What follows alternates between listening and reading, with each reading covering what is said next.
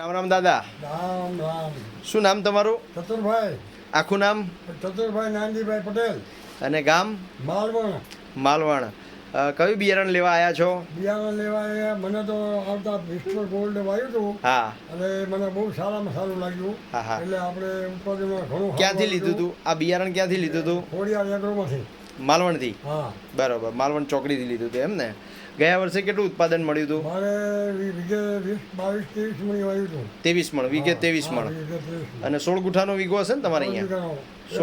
16 ગુઠાના વીઘામાં 23 મણ આવ્યું હતું. બરાબર. આ સાલ કયું વાવું છે? આ સાલે ભીષ્મ ગોલ્ડ જ વાવું છે. ભીષ્મ ગોલ્ડ વાવું છે. સારું લાગ્યું ને બિયારણ? બહુ સારું લાગ્યું. ગયા વર્ષે વાતાવરણ ખરાબ હતું તોય તમને ઉત્પાદન સારું આવ્યું. હા, વરસ સારું હોત તો ઉત્પાદન ખૂબ સારું મળત ને. આવતા 30 મણ જેટલું સારું વરસ આવે ને. અને શિયાળુ પીત થઈ ગયું હતું ટાઈમસર? હા, ટાઈમસર થઈ ગયો. હા. જીરું કર્યું એમાં વરિયાળી વાવી હતી. વરિયાળી વાવી હતી ને? સારું કહેવાય. 23 મણ ઉત્પાદન લઈ દીધું અને વરિયાળી પણ કરી દીધી. વરિયાળી આવી. 12 થી 13 મણ વરિયાળી આવી હતી. ચલો ચલો, ખૂબ ખૂબ આભાર.